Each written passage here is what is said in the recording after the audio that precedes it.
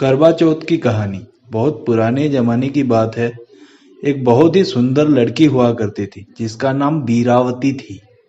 बीरावती के 7 भाई थे जो उससे बहुत ज्यादा प्यार करते थे। बीरावती के शादी उस राज्य के राजा से हुई थी। बीरावती अपने पहले करवा चौथ करने के लिए अपने मायके गई थी। सूरज ढलने के बाद रानी ने उपवास चालू रखा, लेकिन क्योंकि वो बड़े प्यार और लाड़ से बढ़ी थी और भूख संभाल नहीं पाई और भूख से तड़पने लगी। बीरावती चांद के इंतजार में बार बार बाहर आती थी और उसकी ये तड़प उसके भाइयों ने देखा। भाइयों ने उसकी जानकारी के बिना एक चांदी का चांद बनाकर उसको पीपल की पेड़ पर लगा दिया और उससे बोले कि चांद निकल आया। उस नकली चांद को देखकर उनकी बहन ने उपवास का व्रत तोड़ दिया और जैसे ही एक निवाला अपने मुंह पे डाला, उसी वक्त खबर आई कि उसके पति यानी राजा गंभीर रूप से बीमार है।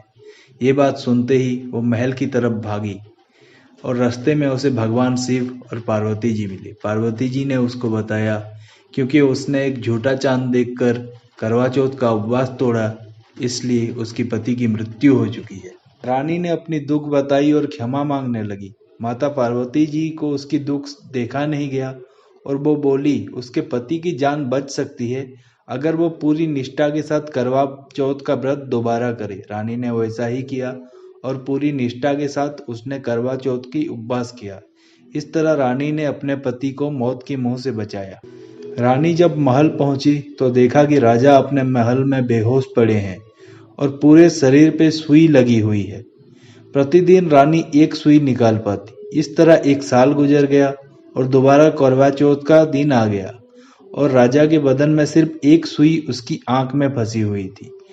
रानी ने एक बार फिर करवा चौथ की उपवास की। जब रानी उपवास करने के लिए बाहर गई तो उस वक्त महल की दासी ने राजा की आंखों से आखिरी सुई निकाल दी। राजा को होश आ गया और उन्होंने दासी को रानी समझ लिया। जब रानी उपवास पूरा करके महल आई तो दासी ने उन्हें नौकरानी बना दिया। रानी ने कुछ नहीं कहा। उन्हें भगवान शिव और माता पार्वती जी पर विश्वास था।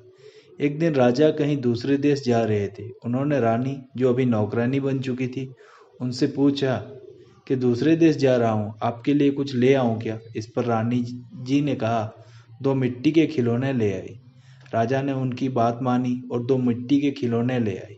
मूर्ति को देखकर रानी गाने लगी, गोली की रोली हो गई और रोली की गोली हो गई, यानी रानी नौकरानी बन गई और नौकरानी रानी बन गई।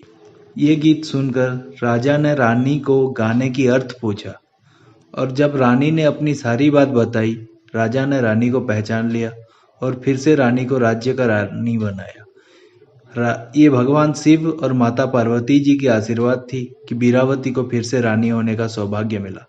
इस दिन से करवा चौथ का प्रथा चली आ रही है। आज भी हिंदू धर्म की पत्नियां अपने पति की लंबी उम्र और स्वास्थ्य के लिए करवा चौथ का व्रत किया रखती हैं।